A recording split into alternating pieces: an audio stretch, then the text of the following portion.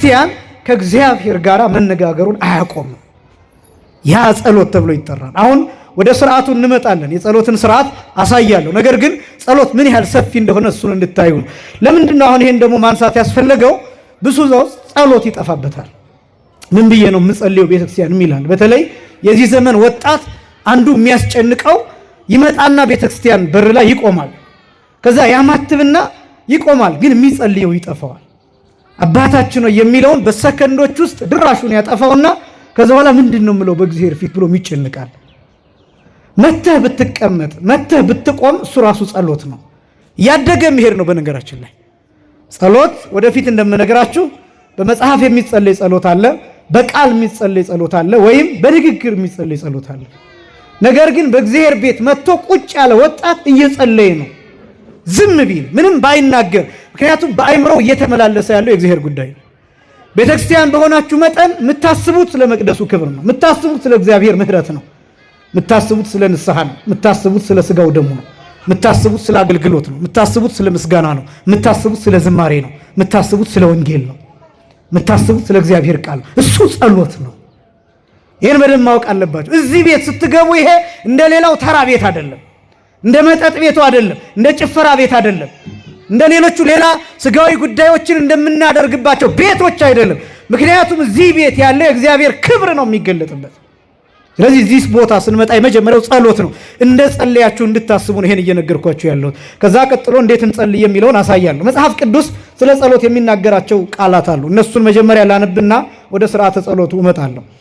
ሮሜ ምዕራፍ 12 ቁጥር 12 ላይ ቅዱስ ጳውሎስ እንዲህ ይላል፣ በተስፋ ደስ ይበላችሁ ይላል። በምን ደስ ይበላችሁ? በተስፋ ደስ ይበላችሁ። በነገራችን ላይ ለመጸለይ አንዱ አቅም ተስፋ ነው። ምንድነው አልኳችሁ?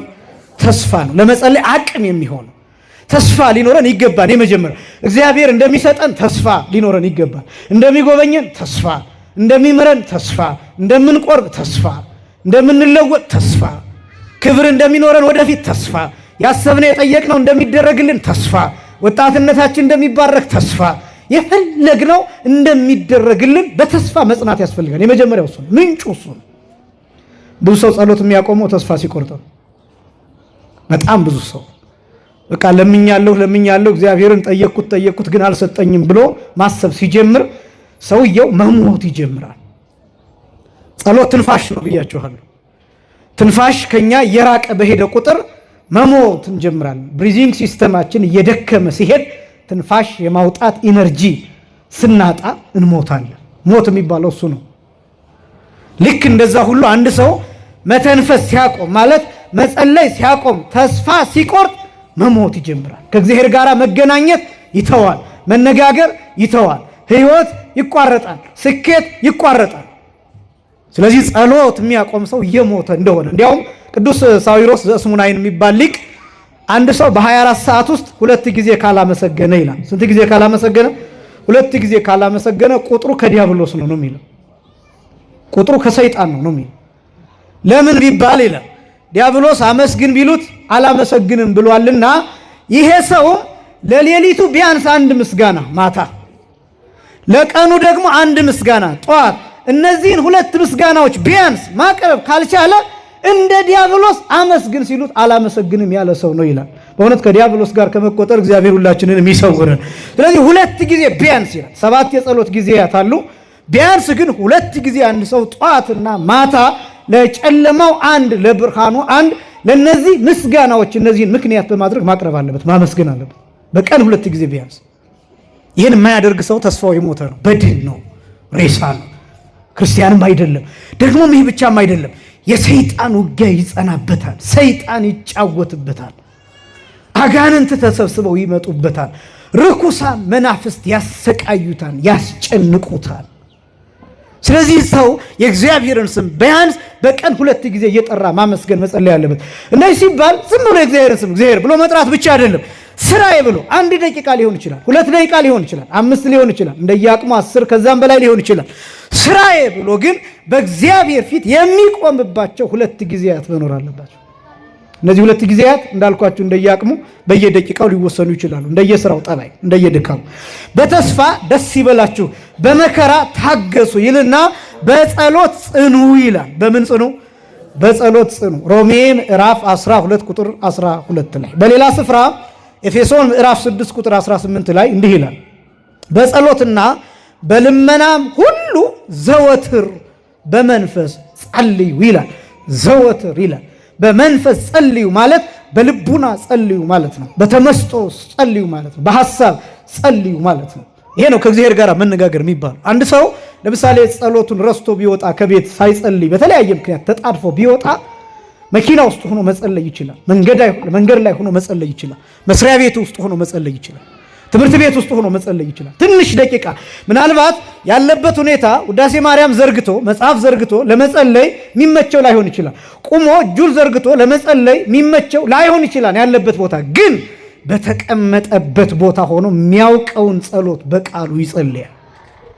ይህን ግን ማድረግ ይኖርበታል። ትዝ ባለው ሰዓት መኪና እያሽከረከርክ ጸሎትን እንደረሳ ትዝ ቢልህ ሰዓት ካለ ደቂቃ ካለ ዳር ይዘህ ጸሎትህን ጨርሰው። ያለዚያ ግን እየነዳህም ቢሆን አጭር ደቂቃ አባታችሁ ነው የሚለውን እየጸለይ መሄድ። ይሄ ነው በመንፈስ መጸለይ ማለት በሁሉም ቦታ። ይሄ ነው ልክ ስልኮቻችን ኔትወርኩ ገጠር ብንሄድ ያው እንደ ሀገራችን አንዳንድ ቦታ ላይ ሰራ ይችላል። ምናልባት እንዳደጉት ሀገራት ብናስበው በሄድንበት ቦታ ሁሉ ኔትወርኩ እንደሚሰራው ሲም ካርዳችን እንደሚሰራው ስልካችን እንደሚሰራው ሁሉ የጸሎት ኔትወርክ በሁሉም ቦታ መኖር አለበት። ከእግዚአብሔር ጋር የምንነጋገርበት ኔትወርክ፣ ከእግዚአብሔር ጋር ያለን መስመር፣ ከእግዚአብሔር ጋር ያለን ግንኙነት መቋረጥ የለበት። ለዚህ ነው ዘወትር የሚለው በመንፈስ ጸልዩ። በጸሎትና በልመናም ሁሉ ዘወትር በመንፈስ ጸልዩ። በነገራችን ላይ ጸሎትና ልመና አንድ ነው የሚመስሉት አይደለም። በጸሎትና በልመና ይላል፣ ሁለት አድርጎ ነው ያስቀመጠው። ልመና የሚለው ጸሎት ነው። ነገር ግን ልመና የሚለው ምንድን ነው ቢባል አንድን ነገር መጠየቅን የሚያመለክት ነው። ልመና ሀገር ሰላም እንድትሆን መጠየቅ ልመና ይባላል። ትዳር እንዲሰጥ መለመን ልመና ይባላል። ስራ እንዲሰጥ መለመን ልመና ይባላል። ጤና እንዲሰጥ መለመን ልመና ይባላል። የታመሙ ሰዎች እንዲፈወሱ መጸለይ ልመና ይባላል። ግን ጸሎት ነው። ጸሎት ግን ልመናን ብቻ የሚያካትት አይደለም። ምስጋና ጸሎት ነው። ለምሳሌ ጌታ ሆይ አመሰግንሃለሁ ጸሎት ነው። አንዳንዱ ሰው ጸሎት የሚመስለው ልመና ብቻ ወይም ደግሞ እግዚአብሔርን አንዳች ነገር መጠየቅ ይሄን ስጠኝ ማለት ብቻ የሚመስለው አለ። ምስጋና ጸሎት ነው። መዝሙር ጸሎት ነው። ማህሌት ጸሎት ነው። ቅድም ያልኳቸው አገልግሎቶች በሙሉ ጸሎት ነው። አሁን ወንጌል የምትሰሙበት ሁኔታ ይሄ ጸሎት ነው። ጸሎት ሰፊ ነው። ምልጃ ይባላል፣ ልመና ይባላል፣ ምስጋና ይባላል፣ ትምህርት ይባላል፣ ተግሳጽ ይባላል፣ ንስሐ ይባላል። ይሄ ሁሉ ጸሎት ነው። ጸሎት በጣም ሰፊ ነገሮችን የሚያካትት ነው። ለምን? ጸሎት ማለት ከማን ጋር መነጋገር ነው? ከእግዚአብሔር ጋር መነጋገር ስለሆነ ለዚህ ነው ለይቶ ጸሎትና ልመና የሚለው። በጸሎትና በልመናም ሁሉ ዘወትር በመንፈስ ጸልዩ፣ በዚህም ሐሳብ ስለ ቅዱሳን ሁሉ እየለመናችሁ በመጽናት ሁሉ ትጉ ይላል ኤፌሶን ምዕራፍ 6 ቁጥር 18 ላይ። በሌላ ስፍራ ፊልጵስዩስ ምዕራፍ 4 ቁጥር 6 ላይ ጌታ ቅርብ ነው ይላል። ጌታ ምንድን ነው? ቅርብ ነው። ጸሎት ማለት ከማን ጋር መነጋገር ነው? ከእግዚአብሔር ጋር መነጋገር። ጸሎት ስንጸልይ ማሰብ ያለብን እግዚአብሔር ሰማይ ላይ አይደለም። ወደ ሰማይ ቀና የምንለው ስለ ልዕልናው፣ ስለ ከፍታው፣ ስለ ምጥቀቱ፣ ስለ ርቀቱ እንጂ መጽሐፍትም የገለጡልን በዘፈቀደ ተገልጦ የታየው በሰማይ ስለሆነ እንጂ እግዚአብሔር የሚኖረው በሰማይ ብቻ ነው ማለት አይደለም። እግዚአብሔር እዚህ አለ፣ እግዚአብሔር እዚያ አለ፣ እግዚአብሔር በጥልቁ ውስጥ አለ፣ እግዚአብሔር ውቅያኖስ ውስጥ አለ፣ እግዚአብሔር ባህር ውስጥ አለ፣ እግዚአብሔር ከኛ ጋር አለ፣ እግዚአብሔር በእኛ ውስጥ አለ፣ እግዚአብሔር በሐሳባችን ውስጥ አለ፣ እግዚአብሔር በደመናው ውስጥ አለ። ረቂቅ በሚባሉ ነገሮች ውስጥ እግዚአብሔር አለ። ጌታ ቅርብ ነው። ስለዚህ ስትጸልይ ምን ማሰብ አለብህ? ስትጸልይ ምን ማሰብ አለብኝ? ጌታዬን የማነጋግረው ሩቅ ቦታ አይደለም፣ እዚህ ነው ያለው። ይሰማኛል። ጸሎቴ ብዙ ዓመታት አይደለም የሚጓዘው። ጸሎቴ ደቂቃዎች አይደለም የሚጓዘው። ጸሎቴ ሰከንዶች አይደለም የሚጓዘው። ጸሎቴ ለማይክሮ ሰከንድ አይደለም የሚጓዘው። ልክ የለው። እንዲያውም አባቶቻችን ሲናገሩ እንዲህ ይላሉ፣ ጸሎቱ ለጻድቅ እምአፍ እስከ እዝን ይላሉ። የአንድ ሰው የአማኝ ሰው ጸሎት ከአፍ እስከ ጆሮ ነው ይላል። ከምን እስከ ምን ነው አልኳችሁ? ከአፍ እስከ ምን? እስከ ጆሮ ነው። ልክ ስናገር እናንተ ጋር ሲደርስ አሁን በእርግጥ ይለካል። ይሄ ቅጽበት እኮ ይለካል። ምክንያቱም ዌቭ ፕሮፓጌት አድርጎ የድምፅ ዌቭ እናንተ ጆሮ እስከሚደርስ ድረስ እኮ የሚወስደው ፍራክሽንስ ኦፍ ሰከንድስ አሉ እኮ። ግን እኛ መለካት አንችልም። እኔ አሁን ስናገርና ድምፄን ስሰማው የተወሰኑ ጋፖች አሉ፣ ግን አላውቀውም። ስናገርና ጆሮዬ ሲደርስ አንድ አይነት ነው ፍጥነቱ። እንደዛ ለምን እግዚአብሔር አጠገቤ ነው። የሚጸልይ ሰው ይሄን ማሰብ አለበት። እግዚአብሔርን እንደ ጓደኛ፣ እግዚአብሔርን እንደ አባት፣ እግዚአብሔርን እንደ ባልንጀራ፣ እግዚአብሔርን እንደ እናት፣ እግዚአብሔርን እንደ ወንድም፣ እግዚአብሔርን እንደ እህት፣ እግዚአብሔርን እንደ ባል፣ እግዚአብሔርን እንደ ቅርብ ወዳጅ፣ እንደ ምስጢረኛ ማናገር አለበት። የሚጸልይ ሰው ይሄን ማወቅ አለበት። ሩቅ አይደለም እግዚአብሔር። ጌታ ቅርብ ነው። ጌታ ምንድን ነው? ቅርብ ነው። ፊልጵስዩስ ምዕራፍ 4 ቁጥር 6 ላይ ጌታ ቅርብ ነው ይልና በነገር ሁሉ ይላል። በምን ሁሉ? በነገር ሁሉ ነው የሚለው። ክርስቲያን ሁሉ ነገር ላይ ጸሎት ያስፈልገዋል። ሊያንስ ይችላል፣ ሊበዛ ይችላል። ስለዚህ ጉዳይ አይደለም ማስጨንቃችሁ። አሁን ይሄ መዝገበ ጸሎት ይዞ በእግዚአብሔር ፊት ቆሞ ያን ሁሉ ስለመጨረስ አይደለም። እሱ ራሱን የቻለ ነው። ግን ክርስቲያን ለአንዲት ሰከንድ ብትሆን እግዚአብሔር ሆይ ፈቃድህ ይሁን የምትል ቃል እንኳን ማውጣት አለበት። ስለምንም ነገር፣ ስለቀረበለት ምግብ፣ ስለሚጠጣ ውሃ፣ ታሽጎ ስለሚመጣልህ ሃይላንድ፣ ስለምትጠጣው ለስላሳ፣ ስለዚያ ጸሎት ያስፈልጋል። ቢያንስ በትዕምርተ መስቀል አምሳል መባረክ ይፈልጋል። ጸሎት ነው ይሄ። በስመ አብ ወወልድ ወመንፈስ ቅዱስ ማለት ይሄ ጸሎት ነው። ሰዓሊ ለነ ቅድስት ማለት ይሄ ብቻው ጸሎት ነው። ጌታ ሆይ አትራቀኝ ማለት ጸሎት ነው። ጌታ ሆይ እርዳኝ ማለት ጸሎት ነው። በየመሃሉ ጌታ ሆይ አመሰግንሃለሁ ማለት ጸሎት ነው። ክርስቲያን ይሄ ሊለየው አይገባም። ይሄን ልምድ ማድረግ ይፈልጋል። ልምድ ማድረግ ልክ ሌሎች ነገሮች እንደምንለማመድ ሌሎች ቃላቶች አሉ አይደለም? እነዚህ ዘመናዊ የሚባሉ የአራዳ ቋንቋ እያልን እንዲሁ ምን እናገራቸዋለሁ አይደለም? ጎበዝ አራዳ መሆን ማለት መሰልጠን መሆን ማለት ወጣት መሆን ማለት ዘመናዊነት ማለት የእግዚአብሔርን ስም በሕይወት ውስጥ እንደ ጨው ማስገባት ነው። ይሄ ነው ስልጣኔ። በደንብ ከተረዳነ ይሄ ነው ስልጣኔ። ስለዚህ በነገር ሁሉ ይላል ቅዱስ ጳውሎስ፣ በነገር ሁሉ በጸሎትና በምልጃ ከምስጋና ጋር ይላል። ከምን ጋር ለየው? አሁን ቅዱስ ጳውሎስ ጸሎት ይላል፣ ምልጃ ይላል፣ ምስጋና ይላል። እነዚህ ሁሉ ግን ጸሎት ተብለው ይጠራሉ። ጸሎት ሲባል ምልጃ የሚካተትበታል፣ ምስጋና የሚካተትበታል። ቅዱስ ጳውሎስ እየለየ የሚናገረው ምልጃ ምንድን ነው ሲባል ስለ ሌሎች መማለድ ነው። አሁን ልመና የሚለው ደግሞ ሲከፈል ለራሳችን የምንጠይቀው አለ፣ ስለ ሌሎች የምንጠይቀው አለ። ይሄ ልመናም ይባላል። ነገር ግን ልመና ደግሞ በተለየ ሁኔታ ስለ ሌሎች ስንለምን ምልጃ ይባላል። ምን ይባላል? ምልጃ ይባላል። በጣም አስደናቂ ነው። ስለ ሌሎች የምንለምነው ለምሳሌ ስለ እህትህ የምትጠይቀው፣ ስለ ሚስትህ የምትጠይቀው፣ ስለ ባልሽ የምትጠይቀው፣ ስለ እህትሽ፣ ስለ ወንድምሽ፣ ስለ ቤተሰብሽ፣ ስለ ልጆችሽ፣ ስለ ልጆችህ የምትጠይቀው ጥያቄ ምልጃ ተብሎ ይጠራል።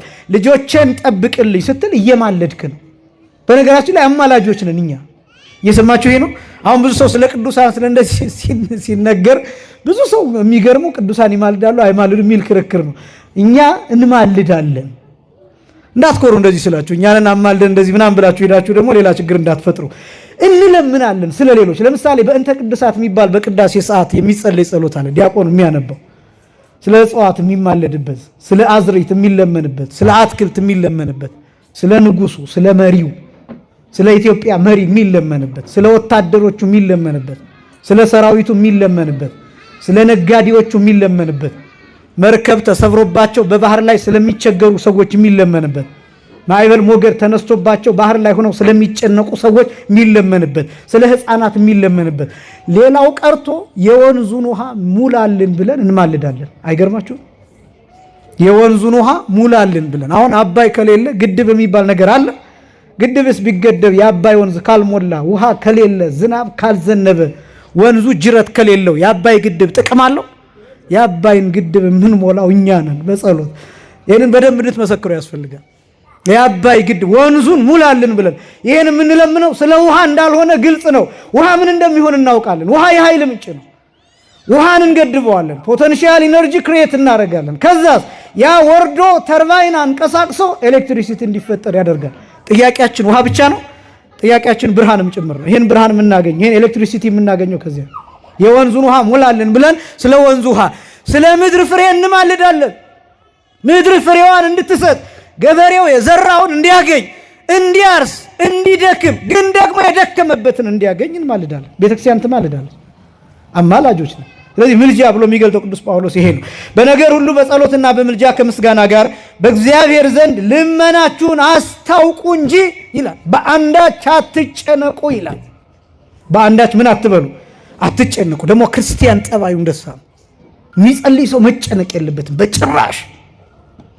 ከጸለያችሁ በኋላ በእግዚአብሔር ፊት ጉዳያችሁን ካፈሰሳችሁ በኋላ እረፍት ነው ማድረግ ያለባችሁ። እረፍት ነው የምታደርጉት። ምንድነው መሰላችሁ? ጸሎታችሁን ከጨረሳችሁ በኋላ ጸሎታችንን ከጨረስን በኋላ ለተወሰኑ ደቂቃዎች ቁጭ ማለት፣ ዝም ብሎ ቁጭ ማለት፣ ሳያነቡ ቁጭ ማለት፣ ሳይናገሩ ቁጭ ማለት። ከዛስ ያለውን የውስጥ ሐሳብ ሁሉ እግዚአብሔር ላይ አራግፎ መሄድ። የሚያስጨንቃችሁን በእርሱ ላይ ምን በሉት? ጣሉት። ቅዱስ ጴጥሮስ የነገረን ቃል ይሄ ፈቃደኛ ነው። ክርስቶስ ፈቃደኛ ነው። የኛን ጭንቀት ለመሸከም የኛ ጭንቀት መድፊያ፣ ማራገፊያ፣ መጣያ ለመሆን ዝግጁ ነው። ፈቃደኛ ነው። ምክንያቱም እናውቀዋለን። በመስቀል ላይ እየቃተተ በደላችንን ተሸክሞ በእኛ በደል ሲደቅ እናውቀዋለን። የተጻፈ ነው፣ እናውቀዋለን። ደግሞም እንዲህ ሲለን እሱ ራሱ የማቴዎስ ወንጌል ምዕራፍ 11 ከቁጥር 27 ጀምሮ እናንተ ሸክማችሁ የከበደ ወደ እኔ ኑ እኔም ምን እላችኋለሁ አሳርፋችኋለሁ ብሎ ነግሮናል። ሊያሳርፈን ፈቃደኛ ነው። ሊያሳርፈን ፈቃደኛ ነው።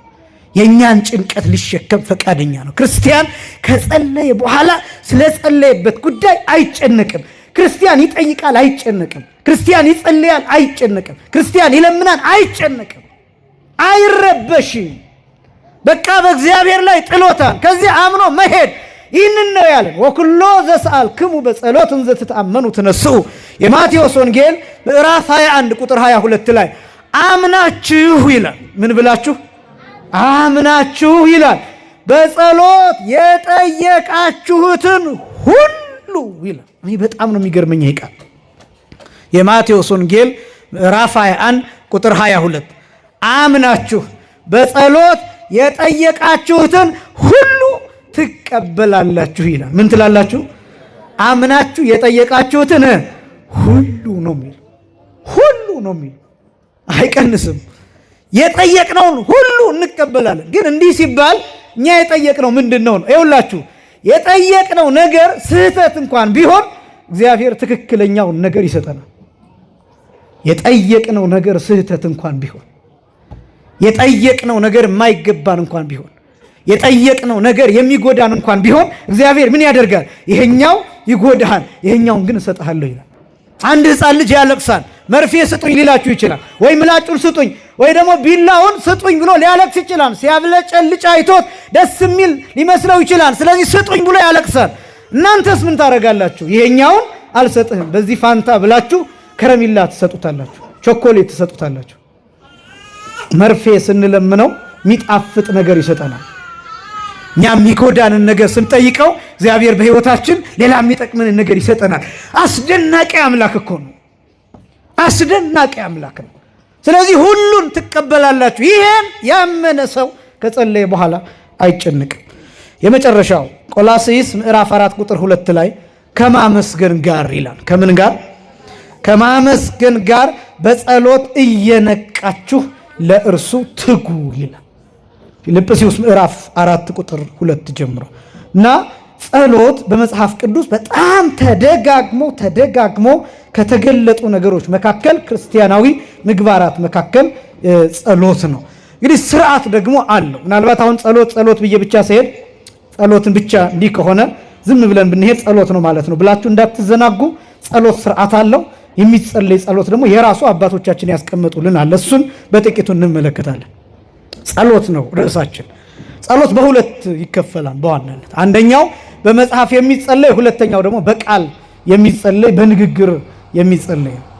በመጽሐፍ የሚጸለይ ሲባል ለምሳሌ የጸሎት መጽሐፍ ይዘን ከዘወትር ጸሎት ጀምረን አትብ ገጽ ከሚለው ጀምረን የዘወትር ጸሎቱን ጨርሰን ከዛ በኋላ የዕለቱን ውዳሴ ማርያም አድርሰን እንደያቅሙ የሰባቱን ዕለታት ሊያደርስ ይችላል። መልካ ማርያም መልካ ኢየሱስ ሊያደርስ ይችላል። የዕለቱን የቅዱሱን ለምሳሌ ዛሬ 20 ነው። በ20 የሚታሰብ በዓል ካለ ያንን ለምሳሌ ስንክሳሩ ሊሆን ይችላል። በ21 ሲሆን የእመቤታችን መልክ አለ። በ22 ሲሆን የቅዱስ ዑራኤል መልክ አለ። በ23 የቅዱስ ጊዮርጊስ አለ። ገድሉን እነዚህን እንደያቅሙ እንደየችሎታው ይሄን ሊያደርግ ይችላል። አቅም የሌለው ሰው ግን እንደ ግዴታ የዘወትር ጸሎትና የዕለቱን ውዳሴ ማርያም ከዛ ይወድስዋል እነዚህን መጸለይ ግዴታ የክርስቲያን ግዴታ። እነዚህ በመጽሐፍ በቃል መጸለይ የማይችል ከሆነ የቤተክርስቲያን ሰዎች ከሆኑ የቤተክርስቲያን ትምህርት ስለተማሩ የቃል ትምህርት ስለሚያውቁ ሰባቱ ዕለታት ውዳሴ ማርያም በቃል የግዴታ መጠናት ስላለባቸው አንቀጸ ብርሃን፣ መልካ ማርያም፣ መልካ ኢየሱስ ከዛም አልፎ 150ውን ዳዊት በብዛት የደጓ መምህራን በቃላቸው ይደግሙታል። መጽሐፍ መያዝ ላይ ይጠበቅባቸው ይችላል። ምክንያቱም በቃላቸው ስለያዙት ይሄ በመጽሐፍ የሚጸለይ ጸሎት ሊባል ይችላል። ምናልባት ግድፈት እንዳይገጥማቸው አንዳንዶቹ ዳዊቱንም ውዳሴ ማርያሙንም በመጽሐፍ ሊደግሙት ይችላሉ። ይሄ የመጽሐፍ ጸሎት ይባላል። ሁለተኛው የቃል ጸሎት ወይም የንግግር ጸሎት የሚባለው ጸሎት ነው። ይሄኛው ጸሎት ውዳሴ ማርያም ከጸለይን በኋላ ወይም መልካ ማርያም፣ መልካ ኢየሱስ ሌሎቹን የመጽሐፍ ጸሎቶች ካደረስን በኋላ አቡነ ዘበሰማያት ከማለታችን በፊት በእግዚአብሔር ፊት የምናቀርበው ልመና የቃል ጸሎት፣ የንግግር ጸሎት ተብሎ የሚጠራው ይሄ ነው። ውይይት ነው። ጌታ ሆይ እኔ ይህንን እፈልጋለሁ፣ እንድታደርግልኝ እፈልጋለሁ። እባክህ ጌታዬ ፍቀድልኝ፣ ትምህርቴን ግለጥልኝ፣ እድሜን በበጎ እንዳሳልፈው እርዳኝ፣ ወጣትነቴን ባርክልኝ፣ ትዳሬን ባርክልኝ፣ ልጆቼን ጠብቅልኝ፣ ቤተሰቦቼን ጠብቅልኝ፣ ወንድሞቼን እህቶቼን ባሉበት ጠብቅልኝ፣ ሀገራችንን ሰላም አድርግልን፣ ስለ ሀገራችን ክፉ የሚያሰቡትን ሰዎች ማስተዋልን አድልልን እያለ በእግዚአብሔር ፊት የምንናገረው የንግግር ጸሎት ወይም የቃል ጸሎት ይባላል። ለዚህ ደግሞ ስርዓት አለ። እሱን ነው የማሳያቸው። አሁን የመጽሐፍ ጸሎትም ይሁን የንግግር ጸሎት በዚህ ስርዓት ውስጥ የሚካተቱ ናቸው። የመጀመሪያው መቆም፣ ቀጥ ብሎ መቆም የጸሎት ስርዓት የሚባለው ቀጥ ብሎ መቆም። ለጸሎት ስንነሳ ቢቻል ምናልባት ተቀምጠው መጸለይ የሚችሉ ሰዎች አሉ፣ ማለት የሚፈቀድላቸው። የጤና ችግር የሚያስቸግራቸው ሰዎች ካሉ መቆም የማይችሉ ሰዎች አሉ። በአካል ጉድለት ምክንያት፣ በእድሜ ምክንያት፣ በህመም ምክንያት፣ በወሊድ ምክንያት፣ በእርግዝና ምክንያት፣ በእነዚህና በመሳሰሉት ምክንያት መቆም የማይችሉ ሰዎች አሉ። ተቀምጠው መጸለይ ይችላሉ። ተቀምጠው መጸለይ የማይችሉ ሰዎች ተኝተው መጸለይ ይችላሉ። እየሰማችሁ ይህ ነው። ቆመው መጸለይ የማይችሉ ሰዎች ተቀምጠው መጸለይ ይችላሉ። ተቀምጠው መጸለይ የማይችሉ ሰዎች ምን ብለው መጸለይ ይችላሉ? ተኝተው መጸለይ ይችላሉ። ምክንያቱም ተተኝቶም ከእግዚአብሔር ጋር መነጋገር ስላለ በመኝታቸው ሆነው አልጋቸውን በእንባቸው ያጠቡ ቅዱሳን ስላሉ፣ አልጋቸውን በእንባ የሚያርሱት ቅዱሳን ስላሉ፣ አልጋቸው ላይ መኝታቸው ላይ ሆነው የበቁ ሆስፒታል ውስጥ ሆነው በዚህ ሰዓት ታመው መንቀሳቀስ የማይችሉ ግሉኮስ ተተክሎላቸው ግን በዚህ ሰዓት ከእግዚአብሔር ጋር ንግግር ያላቆሙ ሰዎች አሉ። ምክንያቱም እነዚህ ሰዎች ትንፋሻቸው አልቆመም። ጸሎት የክርስቲያን ትንፋሽ ነው። ጸሎት የክርስቲያን ምንድን ነው አልኳቸው? ትንፋሽ። ትንፋሽ አይቆምም። ሰውየው አልሞተም። ግሉኮስ ቢተክልለትም አልሞተም። ትንፋሹ አልቆምም። ስለዚህ ልክ እንደዛ ጸሎት ተኝተንም አይቆምም። በምንም ሰዓት ቢሆን ማሰብ በምንችልበት ጊዜ ሁሉ እግዚአብሔር እናስባለን። ጸሎት እሱ። ስለዚህ የመጀመሪያው ግን ለሁላችንም ለጤነኞቹ የሚሰራው ስርዓት ግን ጸሎት ቀጥ ብሎ መቆም ነው። ከመጽሐፍ ቅዱስ መዝሙር 5 ቁጥር 3 ላይ ልበ አምላክ ዳዊት እንዲህ ይላል። መዝሙር 5 ቁጥር 3 ላይ በጽባህ እቀውም ቅድሜከ ወአስተርኢ ለከ፣ በጠዋት በማለዳ በፊትህ እቆማለሁ። በፊትህ ምን እላለሁ? እቆማለሁ። ወአስተርኢ ለከ፣ ላንተም እታያለሁ። ላንተም ምን እላለሁ? እታያለሁ። መቆም ምንን የሚያሳይ ነው ቢባል ዝግጅትን የሚያሳይ ነው። መቆም ደግሞ ሲባል የእግሮቻችን መስተካከል፣ የሰውነታችን መቆም፣ ይሄ ብቻም አይደለም።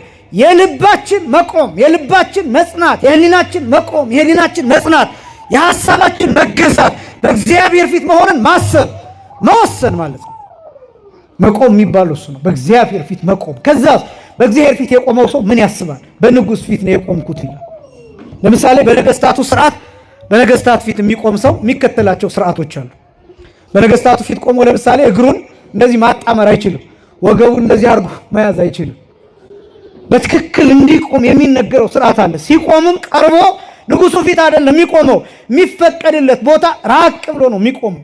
በመሃል የንጉሱ አሽከር ይኖራል፣ አስከባሪ፣ መጋረጃ ከፋችና የሚባል አለ፣ አዜ መንጦላይት የሚባል እሱ የሚቆምበትን ቦታ ያሳያል። አንዳንድ ቦታ ደግሞ አሸርጦ ይቆማል። ልብሱን አሸርጦ ወገቡ ላይ አስሮ ይቆማል። ይሄ ሁለተኛ የምናየው ነው። መቆም የሚባለው እሱ ነው። በንጉስ ፊት በእግዚአብሔር ፊት ቆመናል፣ በአባታችን ፊት ቆመናል። እሱን የሚያሳይ ነው። ለጸሎት የመጀመሪያው መቆም ያስፈልጋል። መቆም ተስተካክሎ መቆም፣ በስርዓት መቆም የመጀመሪያው። ሁለተኛው ቀንይት ነው፣ መታጠቅ፣ ወገብን መታጠቅ። በሉቃስ ወንጌል ምዕራፍ 12 ቁጥር 35 ላይ ጌታ እንዲህ ብሎ ተናግሯል። ወይኩን ቅኑተ ኀቁክሙ ወህትወ ማኅተዊክሙ፣ ወገባችሁ የታጠቀ። ወገባችሁ ምን ያለ? የታጠቀ መብራታችሁም የበራ ይሁን ይላል። መታጠቅ ይገባል። ለምሳሌ አሁን በጥንቱ ስርዓት አሁንም በገዳማት ስንክሳር የሚያነብሰው ሰዓታት ሲቆም ምንባባትን የሚያነብሰው ንኢ ሲባል የመሳሰሉት ቦታዎች ይሄ ብቻ ሳይሆን ከቅድስቱ ወደ ቤተ መቅደሱ ሲገባ ልብሱን እንደዚህ ወገቡ ላይ አስሮ ታጥቆ ነው የሚገባው። ስንክሳር የሚያነብሰው ቅኔ የሚቀኝ ሰው ክብሪቲ የሚያወርድ ሰው ምልጣን የሚመራ ሰው እነዚህ ሰዎች ይታጠቃሉ። በገዳም ይሄ ስርዓት አለ እና መታጠቅ የሚያሳየው ዝግጅትን ነው የሚያሳየው። በገዳም ያሉ አባቶች እሱ ብቻ ሳይሆን ዘመናቸውን ሙሉ ጠፍር ታጥቀው ይኖራሉ። ያ ጠፍር በጣም ደረቅ ነው። ደረቅ ከመሆኑ የተነሳ ወገባቸውን እየሰመጠ እየሰረሰረ የሚያስጨንቃቸው እና የዓላማው ምንድነው? ለጸሎት የሚቀሰቅስ ነው። ለጸሎት የሚቀሰቅስ ለምሳሌ የቅዱስ ዮሐንስ መጥምቅ ታሪክ ታስታውሱ እንደሆነ ወቅናቱ ዘአዲ ሚላን ወንጌል መታጠቂያው ከጠፍር የተሰራ ነው ይላል። ደረቅ ነው ደረቅ ነው እና ያ ደረቁ ሲተኛም አያወልቀውም፣ ሲሄድም እንደታጠቀው ነው፣ ሲቆምም እንደታጠቀው ነው። ሄሮድስን ሲዘልፈው የሄሮድስን የፊልጶስን እህት ሚስት ልታገባ አይገባም የወንድምን እያለ ሲገስጸው ጠፍር ታጥቆ ነው ይገስጸው የነበረው። በሄደበት ቦታ ሁሉ ወገቡ ላይ ጠፍራል። ይሄ ጠፍር ወገቡን ይሰነጥቀዋል፣ በየጊዜው ያስጨንቀዋል። በየጊዜው አባቶቻችን እንደዛ ናቸው በየገዳማቱ ያሉ። ስለዚህ መታጠቅ በጸሎት መታጠቅ ፍጹም የሆነ ዝግጅትን የሚያሳይ ነው፣ ቁርጠኝነትን የሚያሳይ ነው። ይሄስ ምንድን ነው ቢባል አለማቋረጥ። ለምሳሌ ለጸሎት የቆመው ሰው ስልኩ ቢጠራ ማቋረጥ የለበትም፣ ስሙ ቢጠራ ማቋረጥ የለበትም። ከአቅም በላይ የሆነ ነገር ካልገጠመው፣ ህመም ካልገጠመው፣ የሚጥል ነገር ካልገጠመው በስተቀር ማቋረጥ የለበትም። ጸሎት መስቀል ነው። ጸሎት ምንድን ነው አልኳችሁ? መስቀል ነው። ክርስቶስ 3 ሰዓት በመስቀል ቆይቷል። ወገቡን ታጥቋል። መስቀል ላይ በምንድን ነው የታጠቀው ቢባል ችንካር ታጥቋል። ይሄ ብቻ ሳይሆን ከመስቀሉ ጋር የሚያጣብቀው ሽቦ ከወገቡ ጋር ታስሯል። ያ ሽቦ ደግሞ እንደገና በችንካር ተቸንክሯል። ከልቡ ጋር፣ ከሆዱ ጋር፣ ከደረቱ ጋር። ያ ችንካር ደግሞ በደረቱ አልፎ ከመስቀሉ እንጨት ጋር አገናኝቶታል። መታጠቅ የሚባለው እሱ ነው። ስለዚህ ለጸሎት የሚቆም ሰው ይታጠቃል። ይህን ያሳያል። ፍጹም የሆነ ዝግጅትን፣ አለማቋረጥንና መሰጠትን፣ ቁርጠኝነትን የሚያሳይ ነው። ሶስተኛ መይጠገጽ መንገለ ምስራቅ፣ ፊትን ወደ ምስራቅ መመለስ። ይሄ ምንም አይነት ቦታ በሌለበት በምድረ በዳ ብትሆን ስዕል የታለ የምጸልይበት ብትል ምክንያት የለህም። ቤተክርስቲያን የለም ብትል ምክንያት የለህም። እነዚህ ሁሉ ምክንያት አይሆንም። ምንም ስዕልም ቤተክርስቲያንም በሌለበት ቦታ ብትሆን ፊትህን ወደ ምስራቅ አዙረህ ዓይንህን ደግሞ ወደ ሰማይ ቀና አድርገህ ጸልይ። ለምንድን ነው ወደ ምስራቅ ዞረን ምን ጸልየው ወደ ምስራቅ የምናየው ለምንድን ነው ቢባል ምስራቅ ማህደረ እግዚአብሔር ተብሎ ነው የሚጠራው። የእግዚአብሔር ማደሪያ። የማን ማደሪያ? የእግዚአብሔር ማደሪያ ተብሎ ነው የሚገለጠው ምስራቅ። ሰማይ ዘመን ገለጽባ ይላል ልበ አምላክ ዳዊት። ጌታችን መድኃኒታችን ኢየሱስ ክርስቶስ ሲያርግ ሐዋርያት ያዩት ወደ ምስራቅ እየተመለከቱት ነው ያረገው። ጌታ ወደ ሰማይ ሲሄድ በምስራቅ አቅጣጫ ነው ደመና የተቀበለችው። ይሄ ብቻ ሳይሆን እሱ ራሱ ሲያስተምር በማቴዎስ ወንጌል ምዕራፍ 24 ቁጥር 27 ላይ ከመእንተ መብረቅ ይላል። እንደ መብረቅ ብልጭታ ከምስራቅ ሲመጣ የሰው ልጅ ታዩታላችሁ። ከየት ሲመጣ? ከምስራቅ ሲመጣ።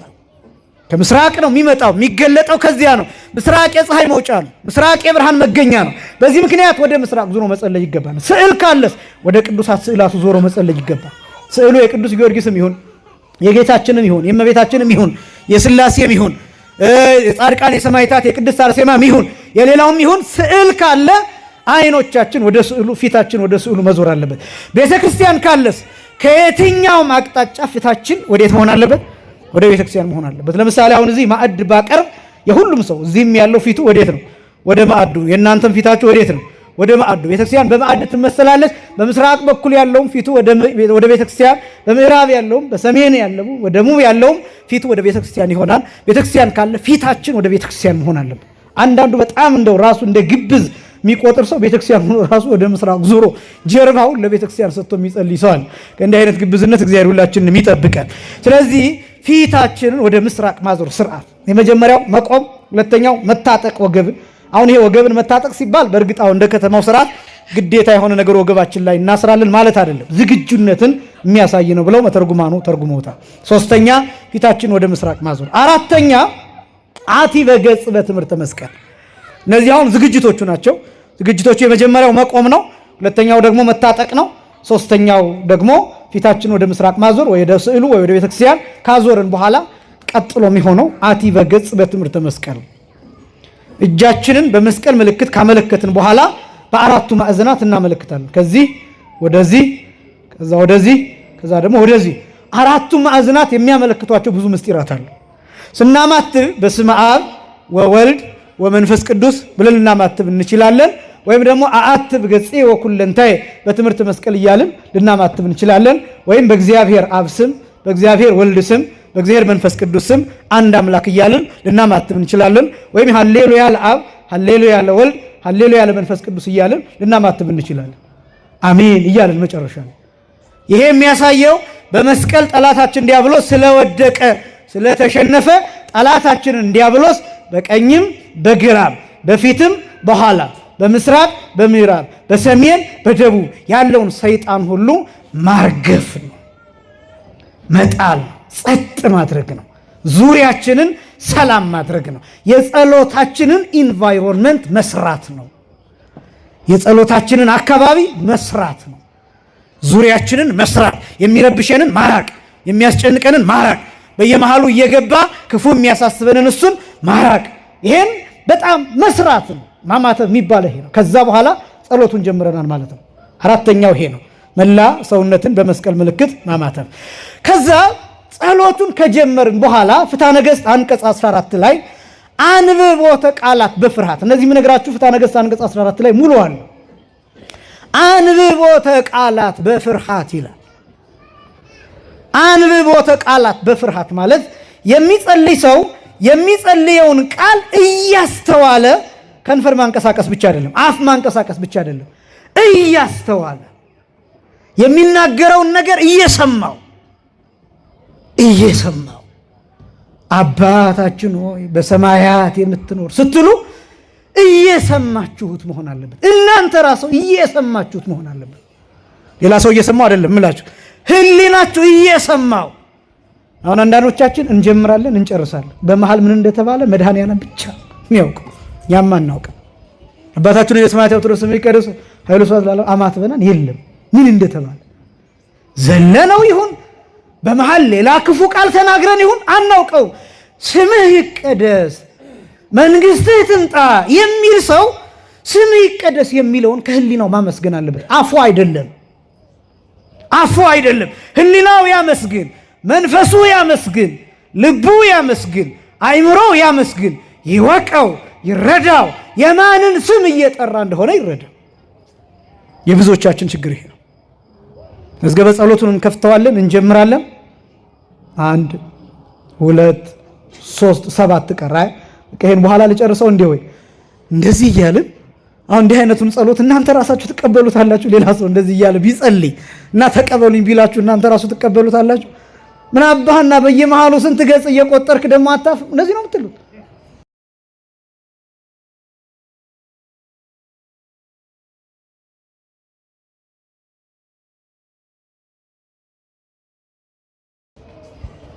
እንደዚህ አይነት ቀልዶች መቆም አለባቸው። በእርግጥ ካለመጸለይ መጸለይ ይሻላል።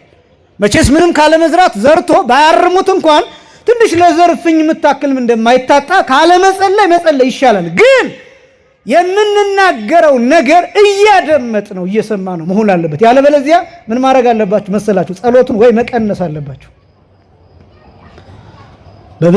በመብዛቱ ምክንያት ከሆነ መስማት የማትችሉት እንዲህ ይላል ፍትሐ ነገሥቱ ወአንብቦቱ ይኩን ዘባቲ አንሳይ ሰሆ መንፈስ መንገለ ፈጣሪ ይላል። የሚያነበው ሰው የሚጸልየው ሰው የመንፈሱ መንቀሳቀስ የህሊናው መንቀሳቀስ ወደ ፈጣሪ ይሁን፣ ወይም ደግሞ ወደ ፈጣሪው የመንፈስ መንቀሳቀስ ይኑረው። ፍጹም ኔትወርክ ይኑረው። አሁን ኔትወርኩ ከተቆራረጠ የሚለው ነገር አይደመጥም አይደለም። ኔትወርኩ የማይሰራ ከሆነ ስልክ እያወራችሁ በየመሃሉ የሚቆራረጥ ከሆነ መደማመጥ አንችልም። ምን እያልክ ነው? ምንድን ነው ያልከኝ? ወይ መልሳችሁ ደውላችሁ ምናምን ነው። ስለዚህ ሐሳቡ ይቆራረጣል። በትክክል ኔትወርኩን መዘርጋት ይፈልጋል። ያንን ኔትወርክ መጠበቅ ይፈልጋል። በትክክል መናገር ይፈልጋል። ጸሎት ከእግዚአብሔር ጋር መነጋገር ከሆነ ለምሳሌ አሁን አንዳንድ ሰው እያወራችሁት የማይሰማችሁ ሰው አለ። አዎ ሰምቻለሁ እንዴ አይደል ያልከው ይልና አንዳንድ ጊዜ ያላላችሁትን ይላል። ከእግዚአብሔር ጋር እንዲህ አይነት ቀልድ መኖር የለበትም። በመሰረቱ ይሄ ተመስጦ የሚባለው በጸሎት ብቻ አይደለም፣ በንባብም ይሄ ሊኖር ይገባል። አንድ ሰው የሚያነብ ሰው ሌላ ነገር እያሰበ ከሆነ ገጹን እኮ ይዘልቀዋል። አይምሯችን በነገራችን ላይ ከባድ ነው። በአንድ ጊዜ ብዙ ነገር መስራት ይችላል። ብዙ ነገር መስራት ስለሚችል እያነበባችሁም ክፉ ማሰብ ትችላላችሁ፣ መልካም ማሰብ ትችላላችሁ። ግን እያነበባችሁ ሌላ ካሰባችሁ የምታነቡትን ነገር አትይዙት። ምን እንዳላችሁ ምን እንዳነበባችሁ አታውቁትም። ዕውቀት አይኖራችሁም። ባዶ ነው የምትሆኑት። ስለዚህ ጸሎት እሱ ነው። ወአንብቦቱ ይኩን ዘባቲ አንሳ ይስሁ መንፈስ መንገለ ፈጣሪ።